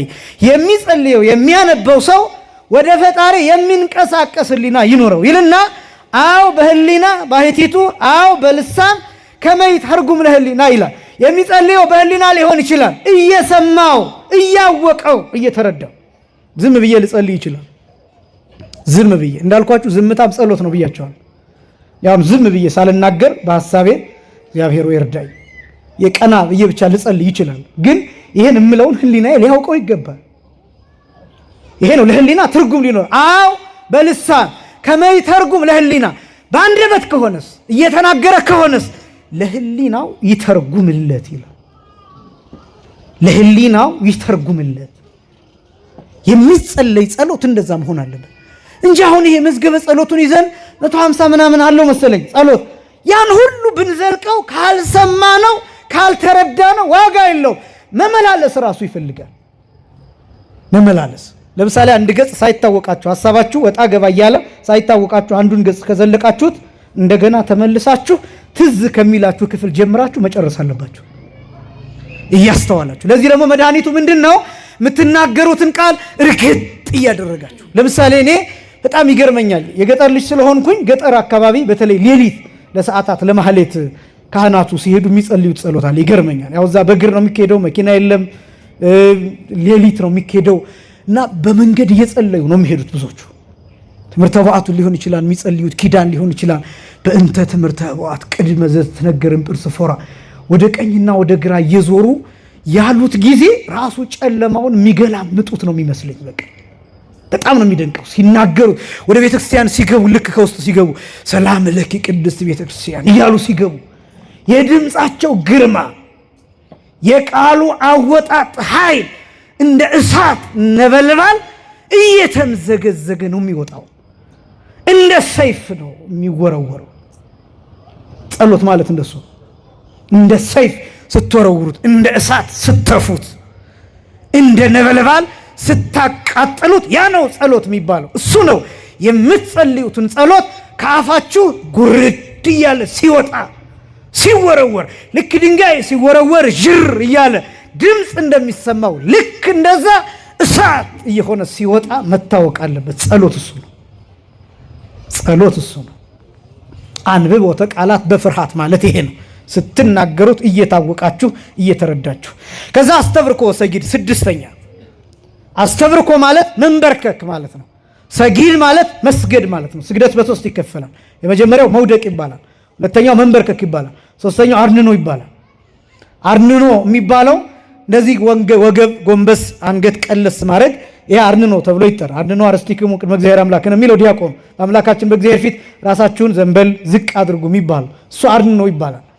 አስተብርኮ ደግሞ የሚባለው እጅና ጉልበት ብቻ መሬት የሚነኩበት እሱ አስተብርኮ ተብሎ ይጠራል። ወይም ደግሞ ጉልበት ብቻ መሬት የሚነካበት አስተብርኮ መንበርከክ ይባላል። ስግደት የሚባለው ግን መውደቅ ነው። ሶስት አካሎቻችን መሬት ይነካሉ። አንደኛው ግንባር፣ ሁለተኛው እጅ፣ ሶስተኛው ጉልበት። ይሄ ሰጊድ ይባላል። እነዚህ ጸሎቶች የቃል ጸሎቶችን ይፈልጋሉ። ምናልባት አንዳንድ ሰው አቅም ያለው ሰው ተንበርክኮ የዕለቱን ውዳሴ ማርያም ሊጸልየው ይችላል። ግድ አይደለም። አቅም ያለው ሰው የእመቤታችን ፍቅር በጣም የበዛለትና አቅም ያለው ሰው ያን ሊያደርግ ይችላል። ከዛ ውጭ ግን አባታችን ነው ሲል ሊንበረከክ ይችላል። ለምሳሌ ስግደት ከሆነ ግን በቃል የሚባል ጸሎት መሆን አለበት። ምክንያቱም እየሰገድን ልናነብ ስለማንችል። ስለዚህ እግዚኦ መሐረነ ክርስቶስ ሊሆን ይችላል፣ ኤሎሄ ሊሆን ይችላል፣ ስማና አምላክነ ሊሆን ይችላል፣ ኪርያላይሶን ሊሆን ይችላል። እነዚህን ቃላት እየተናገረን እየሰገድን እንደየአቅሙ 40 ሊሆን ይችላል፣ 50 100 ሊሆን ይችላል። በማንኛውም ጊዜ ክፉ ሐሳብ ሊያሸንፈን በመጣ ጊዜ እየሰገድን ልንጸልይ እንችላለን። ራሱ ስግደት ብቻውን ጸሎት ነው። ስድስተኛ ደረጃ የተቀመጠው አስተብርኮ ሰጊድ፣ አድንኖ፣ አስተብርኮ ሰጊድ። እነዚህ አጠቃላይ ስድስተኛ የተቀመጡ ናቸው። ሰባተኛ አንስኦተ አእዳው እጅን መዘርጋት። ምናልባት በጸሎት መጽሐፍ የሚጸልዩ ጸሎች አንድ እጃቸውን ሊዘረጉ ይችላሉ። በቃል የሚጸልዩ ሰዎች ደግሞ ሁለት እጃቸውን ሊዘረጉ ይችላሉ። የተንበረከኩ ሰዎች ሁለት እጃቸውን ሊዘረጉ ይችላሉ። በቃላቸው የሚጸልዩ ሰዎች ግን ተንበርክከውም ይሁን ቆመው ይሁን እጃቸውን ሊዘረጉ ይችላሉ። ይህንንም አሁን መጽሐፍ ቅዱስ ነው የሚነግረን። ጌታችን መድኃኒታችን ኢየሱስ ክርስቶስ ለዚህኛው ለአስተብርኮና ለሰጊድ ማስረጃ የማቴዎስ ወንጌል ምዕራፍ 26 ቁጥር 39 ላይ፣ የሉቃስ ወንጌል ምዕራፍ 22 ከቁጥር 40 ጀምሮ ጌታ ይጸልይ የነበረው እየተንበረከከና እየሰገደ ነበር ይጸልይ የነበረው። የጌታ ጸሎት ይሄ አርአያነት፣ ምሳሌነት ተብሎ ይገለጣል። አብነትነት፣ መምህርነት ተብሎ ይገለጣል። ስለዚህ ጸሎት ይሄ ይፈልጋል። ማስረጃው የማቴዎስ ወንጌል ምዕራፍ 26 ቁጥር 39 ላይ። እጅን መዘርጋት ደግሞ ቅዱስ ጳውሎስ እንዲህ ብሎ ለጢሞቴዎስ ነግሮታል። አንደኛ ጢሞቴዎስ ምዕራፍ 2 ቁጥር 8 ላይ እንግዲህ ወንዶች በስፍራው ሁሉ አለ ቁጣና አለ ክፉ ሐሳብ የተቀደሱትን እጆች እያነሱ ይላል። የተቀደሱትን እጆች ምን እያሉ እያነሱ እንዲጸልዩ እፈቅዳለሁ ይላል። አንደኛ ጢሞቴዎስ ምዕራፍ 2 ቁጥር 8። ወንዶች ሲል ለወንዶች ብቻ ነው የተፈቀደው ማለት አይደለም። እንደምታውቁት አትግደል የሚለው ለማን የተሰራው? ለወንድ ነው የሚመስለው አይደለም። አትግደይ የሚል ስለሌለ አትግደል የሚለው ለወንድ እና ልትገሉ ነው እናንተ አትግደል የሚለው ለወንድ ነው ተብሎ ሴቶች ይግደሉ። አሁን እንደዛ ይመስለኛል እኮ ይሄ በሴቴነት በፌሚኒዝም ሰበብ አሁን መጥተው ሊገሉን ሁሉ የተሰለፉ በጣም ብዙ አሉ። እግዚአብሔር ይጠብቀን እንጂ እና አትግደል የሚለው ሕግ ለወንድም ለሴትም፣ አንዳንዶቹ እኛን ሁሉ አያካትትም የሚሉ ተነስተዋል። አሁን መጽሐፍ ቅዱስ እኛን ሁሉ አይመለከትም። ለምን? አትግደል፣ አትስረቅ፣ አታመንዝር የሚለው ለወንድ ነው እና እኛ ምን አገባን? አትግደይ፣ አታመንዝሪ፣ አትግደይ የሚል የለም የሚሉ ሰዎች ተነስተዋል።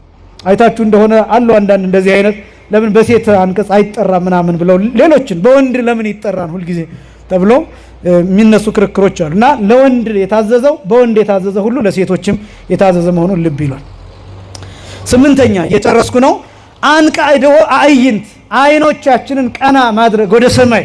አስቀድሜ እንደገለጥኩት ለምሳሌ አባታችን ሆይ በየት የምትኖር በሰማያት የምትኖር ስንል ሰማይን እናያለን፣ ቀና እንላለን።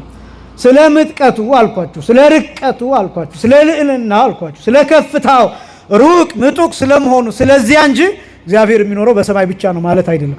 አይኖቻችንን ቀና የምናደርገው ረዳታችን ከእርሱ ከእግዚአብሔር ዘንድ እንዲመጣ መለመናችን ነው። ይህንንም ራሱ ጌታችን መድኃኒታችን ኢየሱስ ክርስቶስ ቀና ብሎ ጸልዮ አሳይቶናል። ወአንቃዕድዎ አዕይንቲሁ ሰማይ፣ ወደ ሰማይ አይኖቹን ቀና አደረገ። የማቴዎስ ወንጌል ምዕራፍ 14 ቁጥር 19 ላይ፣ የዮሐንስ ወንጌል ምዕራፍ 14 ቁጥር 41 ላይ፣ የዮሐንስ ወንጌል አሁንም ምዕራፍ 17 ከቁጥር 1 ጀምሮ ወደ ሰማይ አይኖቹን ቀና አድርጎ ክርስቶስ ጸልዮአል። ስለዚህ ስምንተኛው አይኖቻችንን ወደ ሰማይ ቀና እያደረግን በየትኛውም ቦታ ሆነን ወደ ሰማይ ቀና አድርገን የምንጸልይበት ነው። ቤተ መቅደስ ከሆነ ግን ወደ ቤተ ክርስቲያኑ። ዘጠነኛ ዘቢጠ እንግድአ ደረትን መድቃት፣ ደረትን መምታት። ይሄኛው ደግሞ ራስን ተጠያቂ የማድረግ ምልክት ነው። እኔ በድያለሁ። ደረት ላይ ሳምባ አለ፣ ደረት ላይ ልብ አለ። በዚህ በልቤ ክፉ አስቤ አንተን በድያለሁ፣ አስቤ ኃጢአት ሰርቻለሁ፣ አስቤ ቂም ይዣለሁ፣ አስቤ በቀል አስቤያለሁ። ስለዚህ ማረኝ፣ ይቅር በለኝ እያልን የጥፋተኝነት ስሜት እየተሰማን ደረታችንን እየደቃን እየመታን፣ በገዳም ያሉ አባቶች በበረሃ ያሉ አባቶች ማንም ሳያያቸው በድንጋይ ራሳቸውን ይመታሉ፣ ልባቸውን ይመታሉ፣ ደረታቸውን ይመታሉ፣ ራሳቸውን ይገርፋሉ። የክርስቶስን መከራ ያስቡበታል። በመጽሐፍ ቅዱስ የሉቃስ ወንጌል ምዕራፍ 18 ቁጥር 14 ላይ ቀራጩ ይጸልይ የነበረው አንገቱን ደፍቶ ደረቱን እየደቃ ነበር። ወጎድአ እንግዳሁ ወይየደልሆኒ ርአይ ንሆ ለሰማይ፣ ቀና ብዬ ሰማዩን ስፋት መጠን አይ ዘንድ አይገባኝም ብሎ አንገቱን ደፍቶ ደረቱን ይመታ ነበር ይላል የሉቃስ ወንጌል ምዕራፍ 18 ቁጥር 14 ላይ። የሉቃስ ወንጌል ምዕራፍ 23 ቁጥር 27 ላይ ደግሞ ብትመለከቱ ጌታችን በሚሰቀልበት መከራ በሚቀበልበት ጊዜ ይከተሉት የነበሩት ሴቶች ደረታቸውን እየደቁ እየመቱ እኔን ያሉ ያለቅሱ ነበር። እና ደረትን መድቃት የክርስቶስን መከራ የመካፈል ምሳሌ ነው። ችንካሩን የመካፈል ምሳሌ ነው።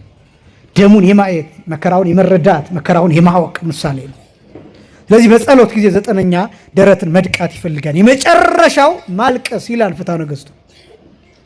ማልቀስ ይላል። በምትጸልዩበት ጊዜ ግን በቅንፍ ምን አስቀምጧል? ለዘይት ካህሎ ይላል፣ ለሚቻለው ይላል። አንዳንድ ሰው እንባ የማይወጣው ሰው አለ፣ ጭራሽ ድርቅ ያለ ሰው አለ። ግን የሚወደው ሰው ሙቶ ራሱ ማልቀስ የማይችል ሰው አለ። እና ለዘይት ካህሎ የሚለው የተቀመጠው ለዚያ ነው። እንባ የልብ መሰበር ምሳሌ ነው። በእንባ ነፍስ ትታጠባለች። በእንባ ልብ ይታጠባል። በእንባ አይምሮ ይታጠባል። በእንባ እረፍት ይገኛል። በአራት ምክንያት ማልቀስ ይፈቀዳል። አንደኛው የራስን ኃጢአት አስቦ ማልቀስ፣ ሁለተኛው የባልንጀራን ኃጢአት አስቦ ማልቀስ፣ ሶስተኛ የሰማዕታትን ግፍ መከራ አስቦ ማልቀስ፣ አራተኛ የጌታን ሞት መከራ አስቦ ማልቀስ። በእነዚህ በአራት ነገሮች ብቻ ማልቀስ ለክርስቲያን ይፈቀዳል። የሚወደው ሰው ቢሞት ማልቀስ የሚችለው 3 ጊዜ ብቻ ነው መጽሐፈ ግንዘቱ የሚያስቀምጠው። አንደኛ ነፍስ ከስጋ ስትለይ ያለቅሳል። ሁለተኛ ሬሳ ከቤት ሲሸኝ ሲወጣ ያለቅሳል። ሶስተኛ አካሉ ስጋው ሬሳው ወደ መቃብር ሲወርድ ያለቅሳል። ከዚህ ወዲያ ክርስቲያን አያለቅስም የፈለገ የሚወደው ሰው ቢሆን። ከዚህ ውጭ ግን የዓለም አቋረጥ ማልቀስ የሚፈቀድባቸው እነዚህ አራቱ ናቸው። የራስን ኃጢአት አስቦ ማልቀስ ማለት ንስሐ ነው። ንስሐ ነው። በድያለሁ ይቅር በለኝ ንስሐ ነው። አንተ እንዲሆነልኝ እኔ ግን ማልመለስ ከንቱ ነኝ ብሎ ማልቀስ። አንተ መስቀል ተሸክመህ ወድቀህ እኔ ግን ሁልጊዜ በኃጢአት ወድቃለሁ ብሎ ማልቀስ። አንተ በችንካር ተቸንክርሃል እኔ ግን በኃጢአት ተቸንክሬያለሁ ብሎ ማልቀስ። አንተ በጅራፍ ተገርፈሃል እኔ ግን ሁልጊዜ ኃጢአት ይገርፈኛል። አንተ በፈቃድ ተገርፈሃል እኔ ግን ተገድጄ ሰይጣን ይገርፈኛል ብሎ ማልቀስ። አንተ ስለኔ ደምተሃል አንተ ስለኔ ደምህን አፍስሰሃል እኔ ግን በስጋዬ ፈቃድ በስጋዬ ፍላጎት ምክንያት ሁልጊዜ ራሴን ለሰይጣን አሳልፌ ሰጥቻለሁ ብሎ ማልቀስ። አንተ ተገርፈ ሰይጣንን አሸንፈሃል እኔ ግን ይህን ማሰብ አቅቶኝ ሰይጣን ጥሎኛል ብሎ ማልቀስ። የራስን ኃጢአት አስቦ ማልቀስ። ሁለተኛው የባልንጀራን ኃጢአት፣ የጓደኛን ኃጢአት፣ የወንድምን ኃጢአት አስቦ ማልቀስ። ብዙ የሚለቀስላቸው ሰዎች አሉ በዚህ ጊዜ ብዙ። አሁን እነዚህ ስለ ቤተክርስቲያን የሚናገሩ ሰዎች ሚዲያ ላይ እየወጡ ቤተክርስቲያኗን 24 ሰዓት የሚያሟት ሰዎች አሉ አይደለም? ለነሱ አልቅሱላቸው። ለነዚህ ያልተለቀሰ ለማን ይለቀሳል? በዚህ ቤተክርስቲያን ከብረው ያለፉ ይቺ ቤተክርስቲያን የሾመቻቸው የሸለመቻቸው ታዋቂ ያደረገቻቸው የቤተክርስቲያኒቷን ምስጢር ያወቁ አሁን ግን እንደ ሕፃን የሆኑ አገኘን ብለው የቤተክርስቲያኒቷን ምስጢር ሜዳ ላይ እየዘረገፉ የሚስቁ የሚሳለቁ በቤተክርስቲያኒቷ በኩል የውጭውን እድል ሌላውን እድል የሀብቱን እድል ጥሩ መኪና ጥሩ ቤት አግኝተው በዓለምም ላይ ጥሩ ቦታ ጥሩ ስፍራ አግኝተው መልሰው ግን ቤተክርስቲያኒቷን የሚወጓት ቢያንስ ዝም ቢሉ እንኳን ምላለ ለነዚህ ያልተለቀሰ ለማን ይለቀሳል? እንኳን ለቤተክርስቲያን እንኳን ለማህበር እንኳን ለዚህ ሁሉ በሚሊዮን ለሚቆጠር ህዝብ ይቅርና ከጓደኛ ጋር ስትጣላ እንኳን በፊት የነበረውን ምስጢር አታውጣበት። ጓደኞች እያላችሁ ያወራችሁትን ምስጢር አትናገርበት፣ ጠብቀው። ይህን የምታደርግ ከሆነ አንተ ሰይጣን ነህ። ይህን የምታደርግ ከሆነ አንተ ከዲያብሎስ ወገን ነህ። አንተ ከእግዚአብሔር ወገን አይደለም። ፍቅር እያለ የሰማኸውን ምስጢር ስትጣላ ጉድህን ዘረግፈዋለሁ እያል ይህንን እንደ ትልቅ ነገር የምታወራ ከሆነ እሱ አይደለም ችግር ያለበት አንተ ነህ። የአንተ ኃጢአት ይብሳል። እንኳን የሚሊየን የሚቆጠር ህዝብን በአንድ ላይ መስደብ። እነዚህ ሰዎች ይለቀስላቸዋል። አልቅሱላቸው። በእውነት ለጸሎት ስትቆሙ ማስተዋሉን ስጣቸው እያላችሁ ጸልዩላቸው። አብደዋል። ክፉ መንፈስ አድሮባቸዋል። ያሰቃያቸዋል ቅናት፣ ያሰቃያቸዋል ምቀኝነት፣ ያሰቃያቸዋል በቀል። አይምሯቸው ጨለማ ነው። ለነዚህ ይለቀሳል። የባልንጀራን ኃጢአት አስቦ ማልቀስ። ሶስተኛው የሰማዕታትን ግፍ የሰማዕታትን መከራ አስቦ ማልቀስ። በብሉይ ኪዳን ከአቤል ጀምሮ እስከ ካህኑ ዘካርያስ ድረስ የተገደሉትን፣ በአዲስ ኪዳን ከቅዱስ እስጢፋኖስ ጀምሮ እስካሁን ድረስ አንገታቸው እየተቀነጠሰ በመቅደሱ ደጃፍ ስለሚገደሉት ሰዎች ማልቀስ ይገባል። የሰማዕታትን ግፍ አስቦ ማልቀስ ፌስቡክ ላይ መጻፍ ብቻ አይደለም፣ ሌላ ቦታ መጻፍ ብቻ አይደለም። አልቅሱ። መጸለይ ስለተገደሉት ሕፃናት፣ ወላጅ ስላጡት ሕፃናት፣ ስለሚሳደዱት ሕፃናት፣ ስለሚፈናቀሉት ሰዎች፣ አጠቃላይ ስለሚገፉት ክርስቲያኖች ስለነሱ አስቦ ማልቀስ ይፈቀዳል። እንባን ማፍሰስ። የሚያለቅስ ሰው ግን አለ። ወሬ ለማድመቅ ብሎ የሚጽፍ ሰው ሊኖር ይችላል። የሆነ ቦታ ክሬዲት ለማግኘት ብሎ የሚጽፍ ሰው ሊኖር ይችላል። የሆነ ለኮንተንት ብሎ የሚናገር ሰው ሊኖር ይችላል። ግን የሚያለቅስ ሰው አለ ቤቱን ዘግቶ በስዕላቱ ፊት ሕፃናት እኮ ተገደሉ። ጌታ ሆይ እስከ መቼ ነው ደማችንን ማታየው ብሎ ግን የሚያለቅስ ሰው አለ? እንደዚህ የሚያደርግ ሰው ካለ በእውነት በረከቱ ይደርብን በሁላችንም ላይ። የሰማዕታትን ግፍ አስቦ ማልቀስ ይገባል። ሶስተኛ የመጨረሻው የጌታን መከራ አስቦ ሁልጊዜም ክርስቲያን እንደሱ ነው ማሰብ። አሁን ይኸውላችሁ የክርስቶስን መከራ ማሰባችን ክርስቶስ የከፈለልንን ውለታን መልሰዋልን ማለታችን አይደለም። ግን ምንድን ነው መሰላችሁ ነጥቡ? የክርስቶስን መከራ አስበን ባለቀስን ቁጥር እንዴት እንደተገኘን የገባን ሰዎች ነን ማለት ነው። እንዴት እንደመጣን የደም ልጆች መሆናችን፣ የመስቀል ልጆች መሆናችን፣ የመከራ ልጆች መሆናችን፣ በግርፋት የተገኘን፣ በደማ ጀርባ የተገኘን፣ በደም የተሸፈነ አካል በዚህ የተገኘን መሆናችንን የሚያሳይ ነው።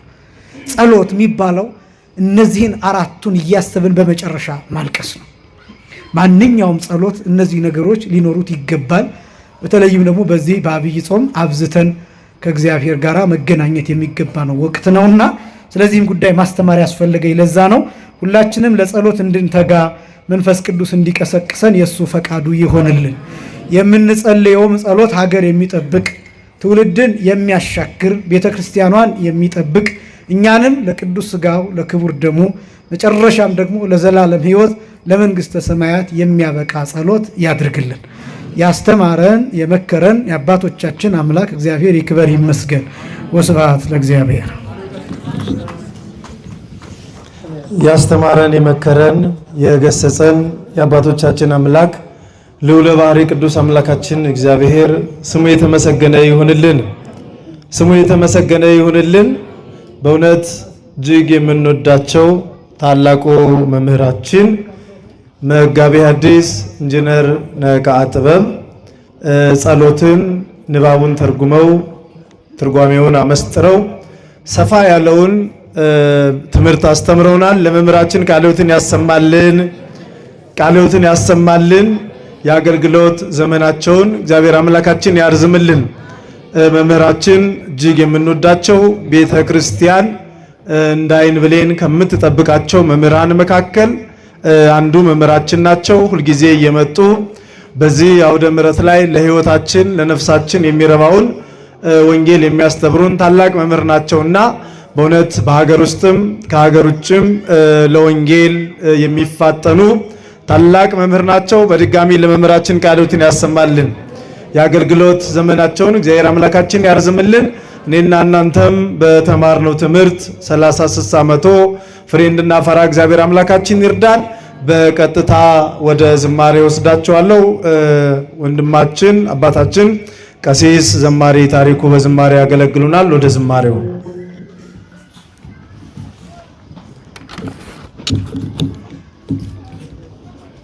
በድጋሚ እንዴት ቆያችሁ? የእግዚአብሔር አምላካችን ስም የተመሰገነ ይሁን።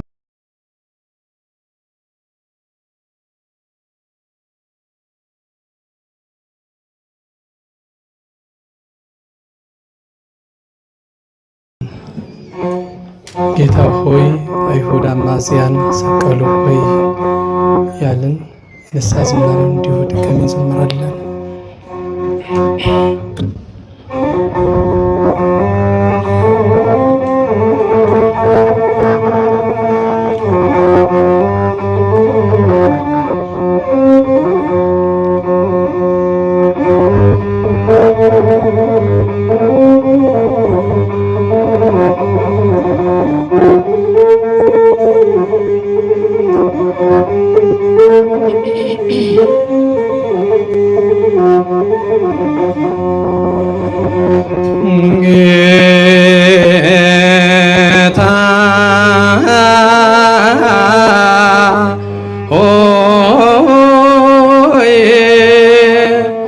አይሁድ አማጽያን ሰቀሉ ሆይ የዓለም መድኃኒት የዓለም ሲሳይ ሰቀሉ ሆይ የዓለም መድኃኒት የዓለም ሲሳይ ሲሳይ ሰቀለ ሆይ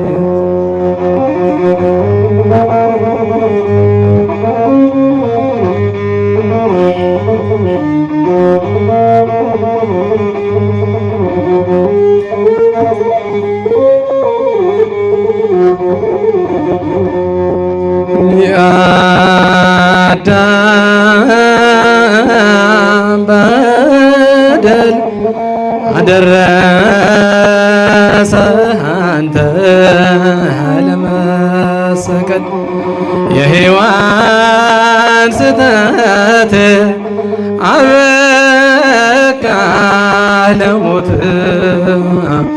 ቸሩ አባት የሔዋን ስተት አበቃ ለሞት ቸሩ አባት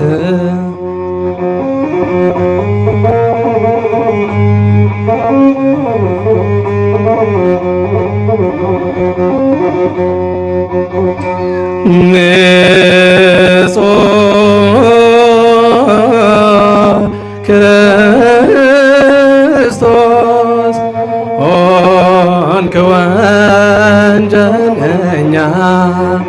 ብለህ ስለኛ መስቀል አሸክመው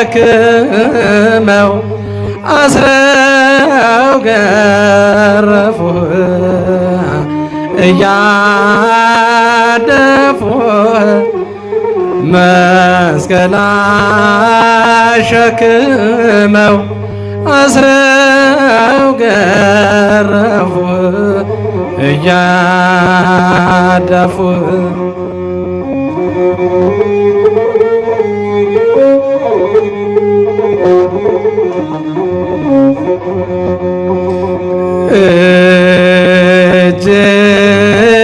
እጅና እግር በብረት ተመታ የዓለም ጌታ የእሾህ አክሊል ደፍተህ ጎንህን ተወጋ አልፋ ኦሜጋ የእሾህ አክሊል ደፍተህ ጎንህ ተወጋ አልፋ ኦሜጋ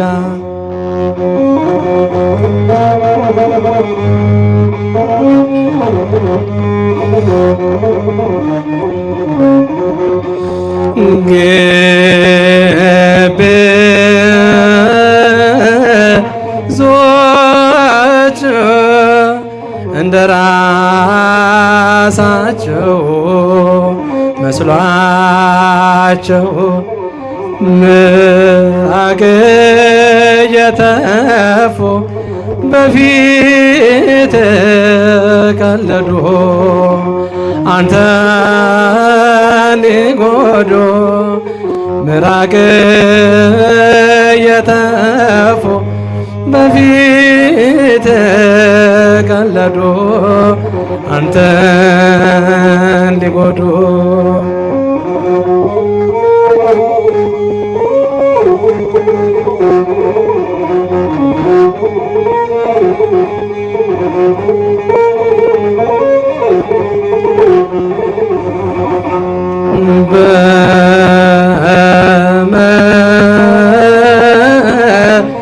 በመስቀል ላይ ተጠማው ስትል ታላቅ በደል ሐሞትና ከርቤ ሰጡ ቀላቅለው ጠጣ ብለው ሐሞትና ከርቤ ሰጡ ቀላቅለው ጠጣ ብለው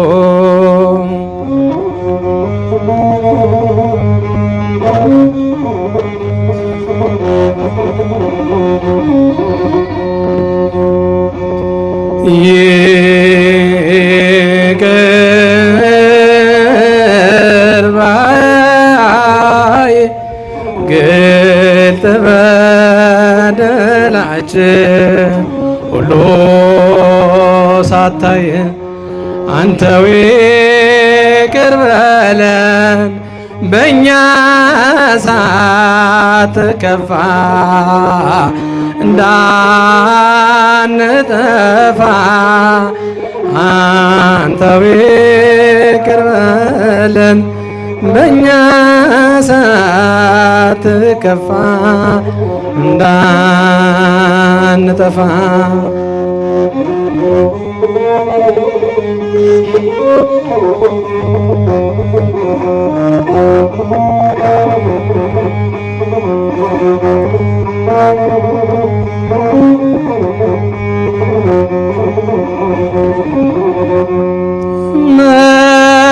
እመቤቴ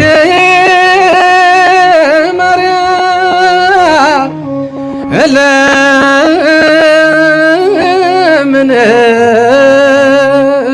እለምንሻለሁ በለቅሶ በዋይታ ፊትሽ ወድቄአለሁ እመቤቴ ስሚኝ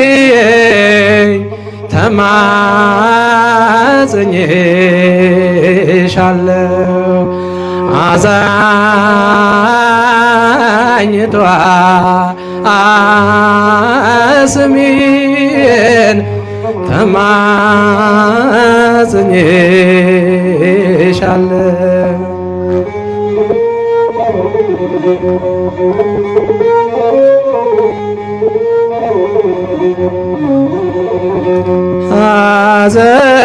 ሐዘንን ጭንቀቴን ምለማናዋ ያለው ችግሬን ጉዳቴን ለማን እነግራለሁ እመቤቴ ስሚኝ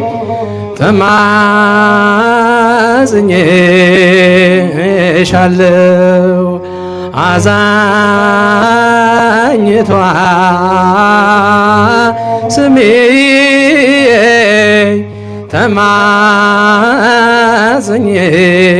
ተማጽኜሻለሁ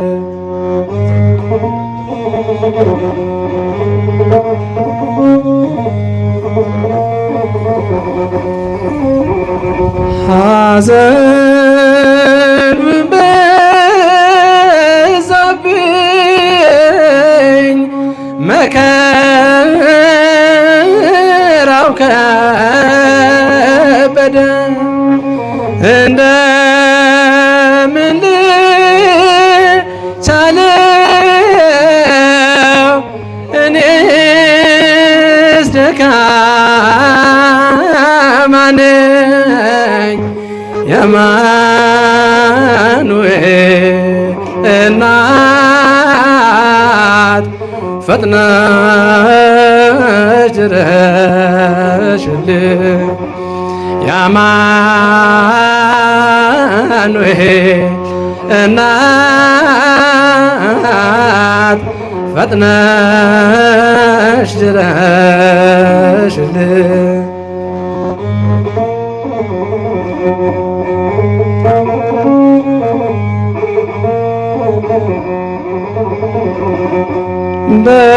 በጣም ተገዳገርኩ ልወድቅ ነው እኔ እማምላክ ደግፊኝ ቆሜ ልንከ ጎኔ ምን አጋዥ የለኝ ካንቺ በቀር ለኔ ምንም አጋዥ የለኝ ካንቺ በቀር ለኔ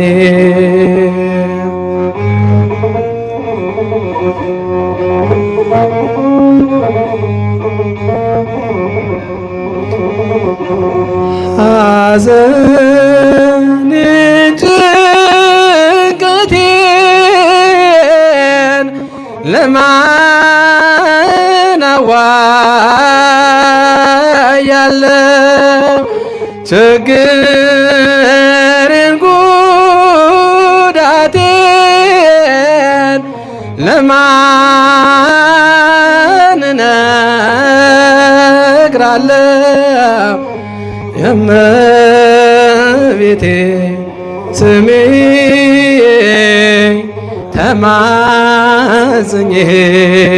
ተማጽኜሻለሁ አዛኝቷ አስሚ ተማጽኜሻለሁ። ዝማሬያችን ስለ ዝማሬው የዝማሬ ባለቤት ቅዱስ አምላካችን እግዚአብሔር ስሙ የተመሰገነ ይሁንልን። ዝማሬውን ላቀረቡልን ጸጋው ለበዛላቸው በአገልግሎት እጅግ ለሚተጉት ለወንድማችን አባታችን ቀሲስ ዘማሪ ታሪኩ ዝማሬ መላእክትን ያሰማልን። የአገልግሎት ዘመናቸውን እግዚአብሔር አምላካችን ያርዝምልን። በጉባኤያችን መካከል ተገኝቶ ጉባኤያችን እንድናከናውን የረዳን የጠበቀን ቅዱስ አምላካችን እግዚአብሔር ስሙ የተመሰገነ ይሁንልን። ጉባኤያችንን ጨርሰናል። በእውነት በዚህ ምሽት በዚህ ጊዜ በመካከላችን እየተገኘ ጠላታችን ዲያብሎስን ከመካከላችን አርቆ እሱ በመካከላችን ተገኝቶ በመምህራችን ላይ አድሮ በዘማሪያኑ ላይ አድሮ ያስተማረን እንድንዘምር የረዳን እግዚአብሔር አምላካችን ነውና ለሱ የምንከፍለው ምስጋና ስለሆነ ስሙ የተመሰገነ ይሁንልን።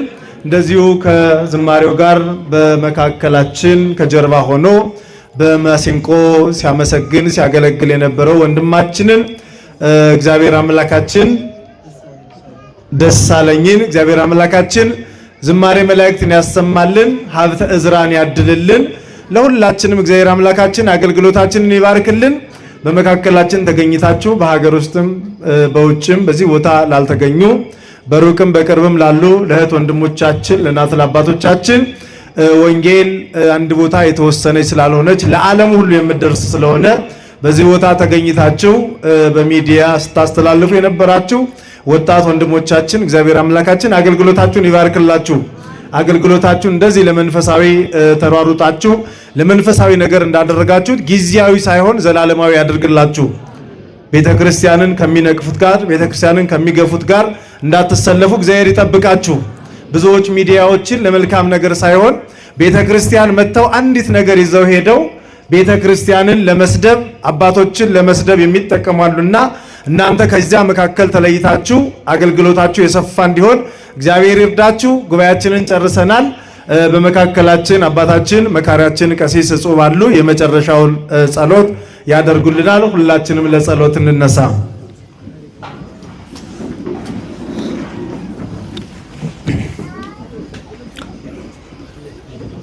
ቃሉን ለመገቡ ለመምራችን ቃሎት ያሰማልን፣ ቃሎት ያሰማልን። የአገልግሎት እድሜያቸውን እግዚአብሔር ባርክልን። በዝማሬው ከኛ ጋራ ሲያመሰግኑን የቆዩ ሲባርኩን የቆዩ አባታችን ቀሲስ ታሪኩን ቃለ ሕይወት ያሰማልን፣ ከክፉ ነገር ሁሉ ይሰውርልን። አባት ማለት እንደዚህ ያለ ነው።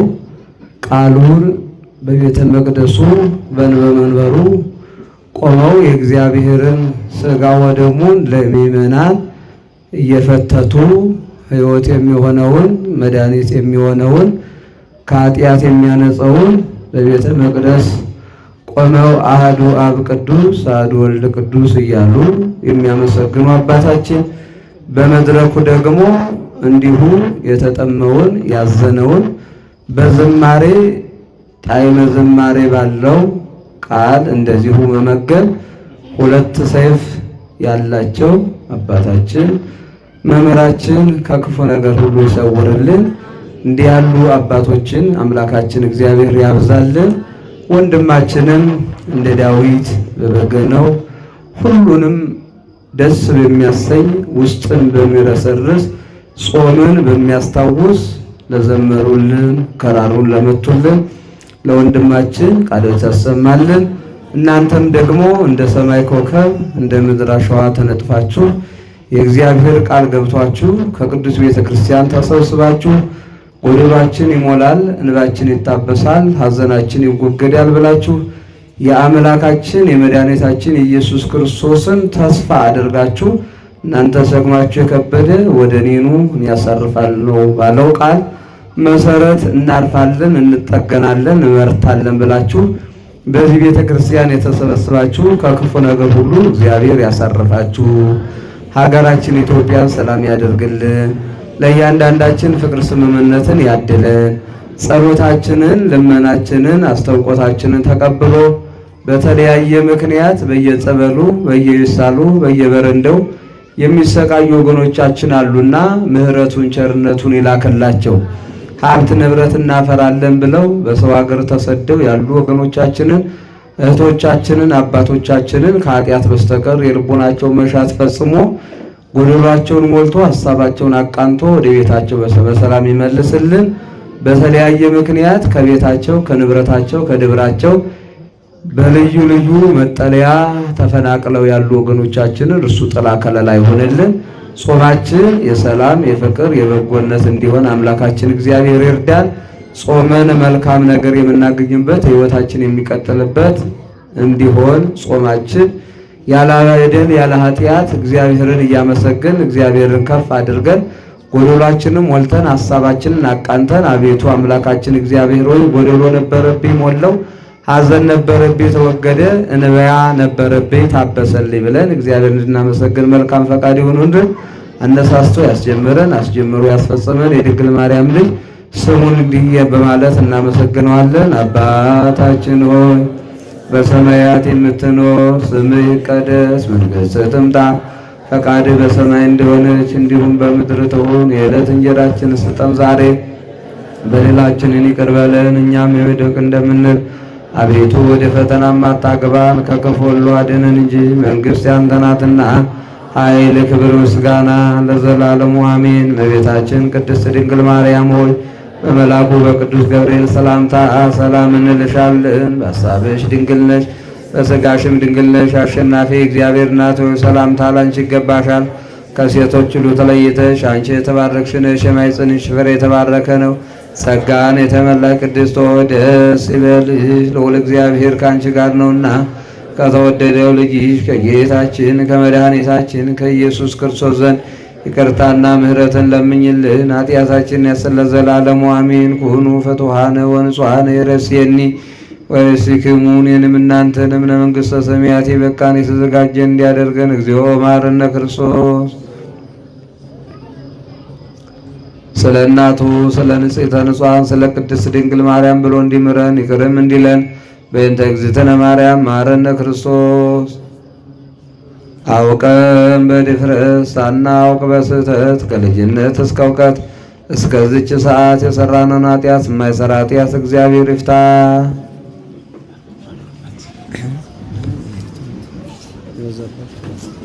ጸሎቱን ላደረጉልን አባታችን እግዚአብሔር አምላካችን ቃልዎትን ያሰማልን፣ አገልግሎታቸውን ይባርክልን።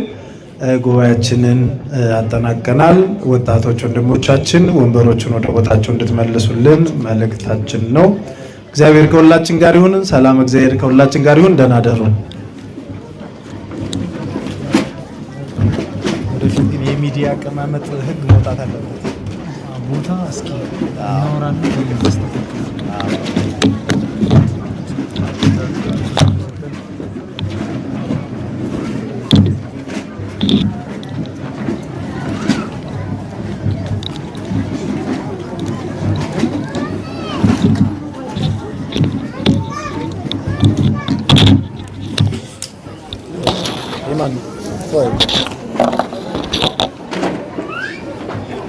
ቆይ መልእክት ሊኖር ይችላል። መልእክቱ ያው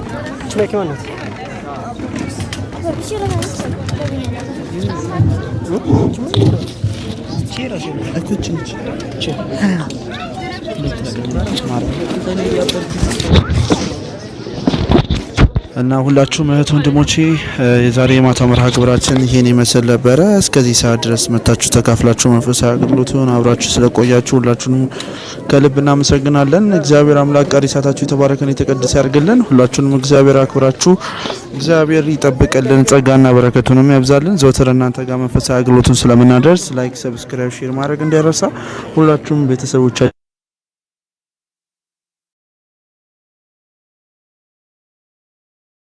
ከኛ ጋር መንፈሳዊ አገልግሎቱን ተካፍላችኋል።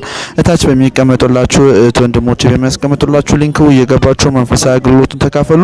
ሁላችሁንም ባላችሁበት እግዚአብሔር አምላክ ቀሪ ሰዓታችሁን ቀሪ ምሽቱን የተባረከና የተቀደሰ ያርግልን። ዛሬ የነበረን ቆይታ እንግዲህ እንደተማራችሁበት ተስፋ አረጋለሁ። ሁሌም ዘወትር እናንተን ያስተምራል ይጠቅማል ብለን በምናስብበት መንፈሳዊ አገልግሎታችን ለእናንተ አገልግሎታችንን ማዳረስ አይረሳንም። ሁሌም ዘወትር መንፈሳዊ አገልግሎቱን ላይክ፣ ሰብስክራይብ፣ ሼር እያደረጋችሁ እስከ መጨረሻው ድረስ ከኛ ጋር እየቆያችሁ በረከትና ረድኤቱን ተካፈሉ እንላለን። እግዚአብሔር አምላክ ይጠብቀልን፣ ጸጋ በረከቱንም ያብዛልን።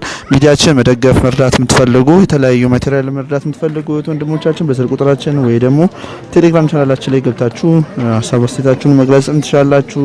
መንፈሳዊ አገልግሎቱን መደገፍና መርዳት ትችላላችሁ። መንፈሳዊ አገልግሎቱን አብራችሁን እስከዚህ ሰዓት ድረስ ስለተካፈላችሁ ሁላችሁንም ከዚህ ከልብ እናመሰግናለን። ቀሪ ሰዓታችሁ የተባረከና የተቀደሰ ያርግልን። እናመሰግናለን። እግዚአብሔር አክብረልን፣ እግዚአብሔር ይጠብቀልን፣ ጸጋና በረከቱንም ያብዛልን። መንፈሳዊ አገልግሎቱን ይሄን ይመስል ነበር የዛሬ ቆይታችን። እናንተም ሰብስክራይብ በማድረግ ቻናላችንን ቤተሰብ ሁኑ። ሁላችሁንም ባላችሁበት እግዚአብሔር አምላክ ይጠብቀልን። እወዳችኋለሁ። እግዚአብሔር ያክብረልን። ሁላችሁንም መንፈሳዊ አገልግሎት ስትወጡ ሼር፣ ላይክ፣ ሰብስክራይብ እያደረጋችሁ አብራችሁን እስከ መጨረሻው ቆዩ። ሁላችሁንም ባላችሁበት ሰላማችሁን ያብዛልኝ። እወዳችኋለሁ። እግዚአብሔር ይጠብቀልን። እግዚአብሔር እስከ መጨረሻው ድረስ ከኛ ጋር ስለተከታተላችሁ ሁላችሁንም እናመሰግናለን። መልካም ምሽት፣ መልካም ቆይታ። ሚናስ ሚዲያን ሰብስክራይብ ማድረግ እንዳይረሳ። ሁላችሁም ሚዲያችንን ሰብስክራይብ በማድረግ ቻናላችንን አብራችሁ እስከ መጨረሻው ድረስ በመከታተል ቤተሰብ በመሆን በቀጥታ ስርጭቱን ሁሌ እየተካፈላችሁ ከስርዓተ ቅዳሴ ጀምሮ ዛሬ የማታው መርሃ ግብር ለእናንተ አድርሰናል። ይሄ መንፈሳዊ አገልግሎት አብራችሁ መቀላቀል እንዳይረሳ። ሁላችሁንም ከልብ እናመሰግናለን። እንግዲህ የዛሬ ምሽታችን ይሄን ይመስል ነበረ። ሁላችሁም ተገኝታችሁ የተካፈላችሁት እህት ወንድሞቼ ሀኒ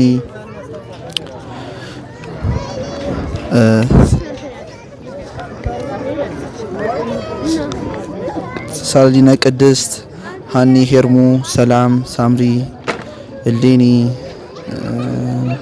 ንግስቲ፣ ቤዛ፣ መሲ፣ ሀና ሁላችሁንም እናመሰግናለን። እመቤት ሁላችሁንም ኮሜንት ላይ እየጻፋችሁልኝ ነው ማነበውና ሁላችሁንም አመሰግናለሁ። እግዚአብሔር ያክብርልን። ሃይማኖትም ሁላችሁንም እግዚአብሔር ያክብርልን። ባላችሁበት እግዚአብሔር አምላክ ይጠብቅልን፣ ጸጋና በረከቱንም ያብዛልን። ዛሬም ዘወትርም ይህ መንፈሳዊ አገልግሎት ለእናንተ ምርጫችሁ አድርጎ አብራችሁን ተካፈሉ። ሁላችሁንም እናመሰግናለን። እግዚአብሔር ያክብርልን። እግዚአብሔር ይጠብቀን። እስከ መጨረሻው ድረስ ከኛ ጋር ስለተሳተፋችሁ ከልብ እናመሰግናለን። ለብዙዎች ሼር ማድረግ እንዳይረሳ። ከስርዓተ ቅዳሴችን ሰዓት ጀምሮ እስከዚህ ሰዓት ድረስ አብረን ቆይተናል። ሁላችሁንም መልካም ምሽት፣ መልካም ቆይታ፣ መልካም ጊዜ ይሁንላችሁ። ያላችሁ ሰዓት እግዚአብሔር አምላክ ይባርክልን፣ ይጠብቅልን። ሁሌም ዘወትር ከዚህ መንፈሳዊ አገልግሎት ሚዲያ ጋር አብራችሁ እየቆያችሁ በረከትና ረድኤቱን ተቀበሉ እንላለን። የዛሬ ቆይታችን ይሄን ይመስል ነበረ። ዛሬም ነገም ዘወትርም ይሄ መንፈሳዊ አገልግሎት ከእናንተ ጋር በረከትና ረድኤትን እያካፈለ ይቆያልና ሁሌም ምርጫችሁ እያደረጋችሁ በዚህ መንፈሳዊ አገልግሎት ላይ እንድትካፈሉ ከልብ እንጠይቃለን። እግዚአብሔር አምላክ ቀሪ ሰዓታችሁ የተባረከ ይሁን።